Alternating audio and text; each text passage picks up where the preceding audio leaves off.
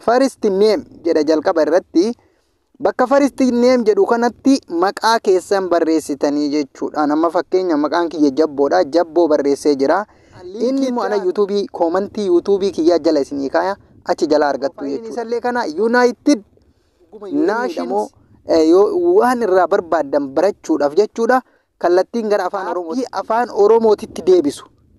Aappii afaan Oromootitti deebisu qabadhee isinii dhufa. Aappii afaan Oromoo barbaadan jedhee yaada. Jaha kanarra dhayxanii jechuudha. Lakkoofsa jaha kana gattuu hixanii important notice before sending a complete to the ego jedha.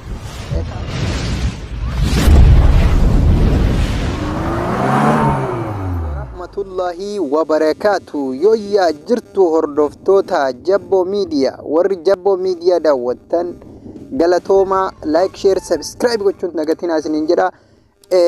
Har'allee dheengadda dhiifama viidiyoon gafuure sun isiniin galle natti fakkaate irra caalaa nama viidiyoo san erga isiniin galiin akka isinii galutti addaan isinii baasee qabadhee dhufee jira.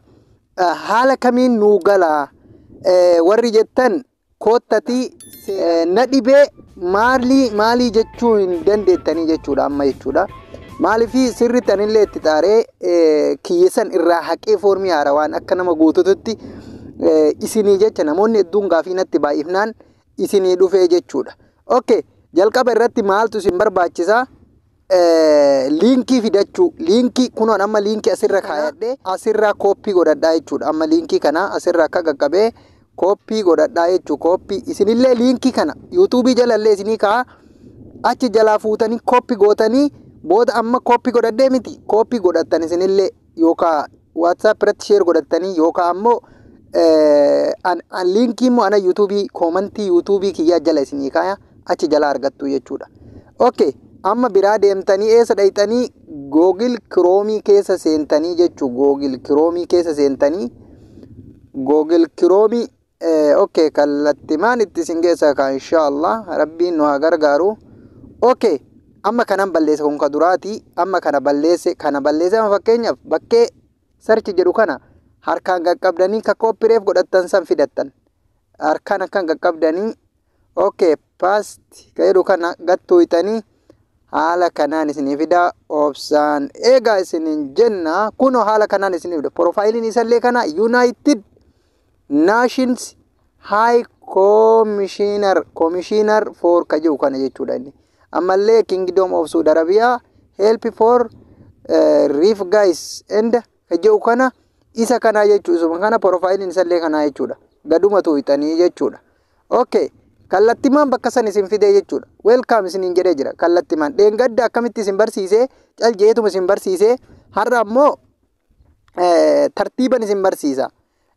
Kana ka durallee isinitti himee jira waa'ee isaa kun waa'ee information isaati. Guututti information isaa kun ammoo waan baay'ee isin fayyadudha. Yoo dandeettan isin barsiisa. Guutuu isaa gara afaan Oromootitti deebisee yoo isin gara afaan Oromootitti deebisiinuu fidiyettan guutuu isaa deebisee isinii fida afaan Oromootitti jechuudha. Maal akka jedhu maal akka barbaadu inni wanni inni as keessatti qabatee deemuun sababni inni dhaabbateef dhuguma yoo inni dhamoo waan irraa barbaadan barachuudhaaf jechuudha.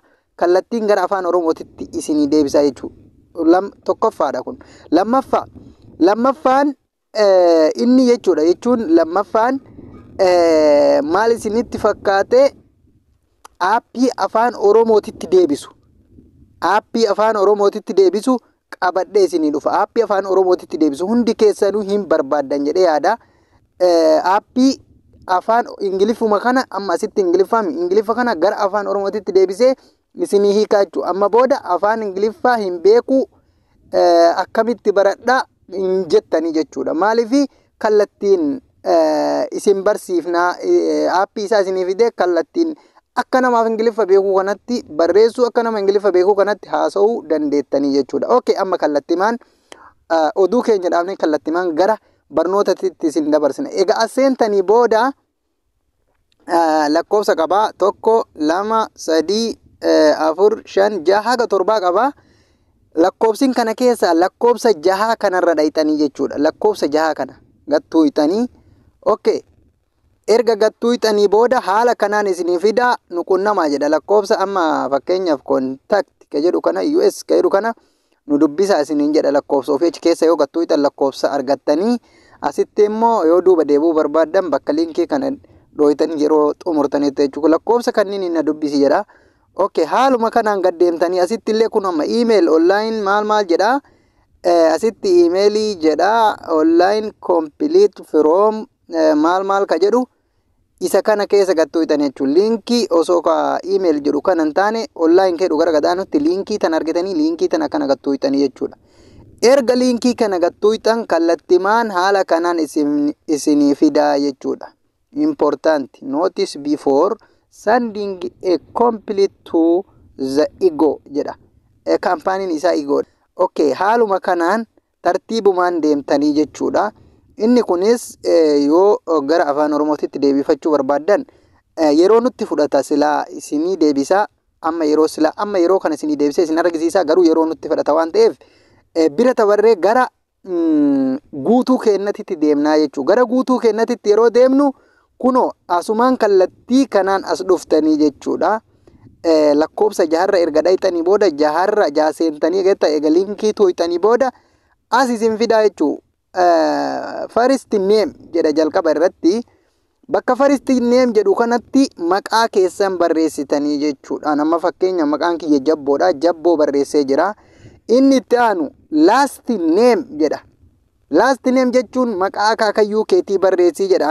Ani kiyya barreessa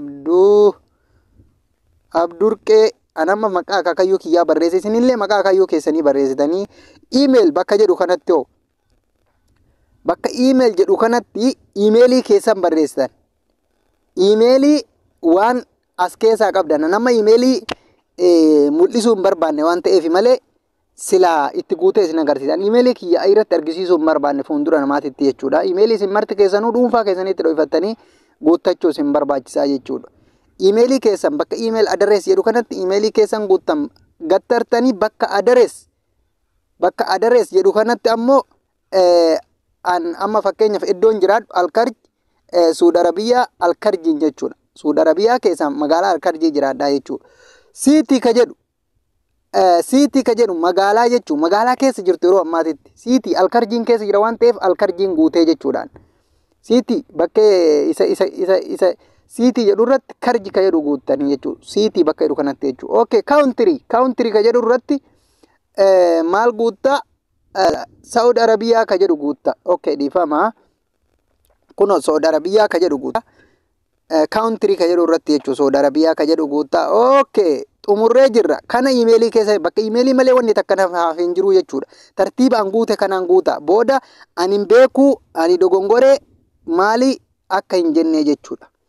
Okay, inni biraa gadi deemtanii ammallee asitu isin hafe completes ka jedhu kanatu isin hafe jechuudha. Complete ka jedhu kana yaada keessan itti barreessitan. Sababa isin biyyaa deemuu barbaadaniif jechuudha. Sababa biyyaa baqattaniif jechuudha. Sababa biyyaa baqachuu barbaadaniif biyya keessa hin barbaanneef sababa biyya biraa godaantaniif itti barreessitanii jechuudha. Isin amma waa'ee siyaasatiin wal qabsiiftanii barreessitan irra caalatti ilaal. Kun isin galuu qaba fageenya jechuudha. Waa'ee siyaasatiin wal qabsiiftanii mootummaan akkana jedhe sababa wal dhabdee mootummaatiif qabu jettanii barreessitanii itti barreessuu qabdan afaan Ingiliffaatiin jechuudha. Afaan Ingiliffaa yoo wallaaltan aappii afaan Oromoo gara afaan Ingiliffaatti deebisuu isinii fida. Isumaan Ingiliffallee barreessitanii afaan Oromootiin barreessitanii waan isin afaan Oromootiin barreessitan Ingiliffatti isinii deebisa aappiin sun jechuudha. Isinii qabadhee isinii dhufa yeroo itti aanutti isa isinii fidaa yoo Ingiliffa wallaaltan jechuudha. Kana garuu yoo wallaaltan tokkoon keessa kana bicha qabadhaa kootti yoonaan jettan waan wal fakkaataa isin harkaa ta'afi malee amma isinitti guutuu nan danda'a jechuudha. Kanaaf yaada keessan isin waa'ee politikaa wal qabsiiftanii guutuu dandeettanii jechuudha bakka kanatti jechuudha. Yaada keessa yaada waan biyyatti deebi'uu hin barbaanneef jechuudha. Rakkadhee osoo hin taane sababa siyaasatiif jechuu qabdan waan garaagaraa jechuu qabdanii jechuudha. San booda immoo kan ammoo raa'it gootan gizee kana hunda guutan isa kana raa'itii gootanii jechuudha. San booda sammiitii ka jedhu kana hoo sammiitii ka jedhu kana sammiitii ka jedhu kana eega xumurtanii jettaniin booda sammiitii ka jedhu kana gattuu hixanii jechuudha. Kun hundi guuttannee jechuudha. Eega guuttannee geessinee jechuudha. Wanni isin hafe hin jiru jechuudha. Mee maaltu isin hafe? Iimeelii qofa itti guuttatu. Iimeelii keessan qopheeffachuun dirqama keessanii.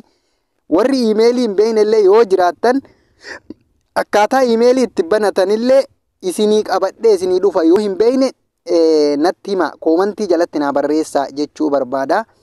Sana booda egaa hunda fixan sammiitii kana jala xuuxanii sammiitii kana guuttanii jechuudha. Sammiitii kana jechuudha. Kana jedha jechuudha. Barumsi keenya kanarraa kana fakkaata. Hanga barumsa biraatiin walitti deebinutti nagaan nu tura. Waan isin dhibe immoo tartiiban koomantii yuutuubii jala naa ka'a. Koomantii yuutuubii jalatti barbaadan. Koomantii osoo tokkokkii jala hin taane yuutuubii jala koomantii naa ka'a. Koomantii keessan laalee tokko keessaniin haga ammaatitti warra na gaafatu qeebalaa jira. Haa deebillee itti dawwalee deebisuufii dhabu malee akkaataa inni itti hojjetu akkaataa inni itti guuttachuu qabu karaa kamiinuu hojjechuuf dhiphataadha. Sanii miti yoo jettan warri dhugaan waan kana lakkin hin beeknu yoo jettan taate na dubbisa isinii guutaa jechuudha keessan warri waan kana duraan dursa please warri YouTube subscribe hin goone subscribe godhaa, share godhaa, like godhaa. Nu hundi keenya wal fayyanna waan ta'eef galatooma. Kanuma isin jechuu barbaade hanga barnoota biraatii walitti deemuutti nagaan naa tura.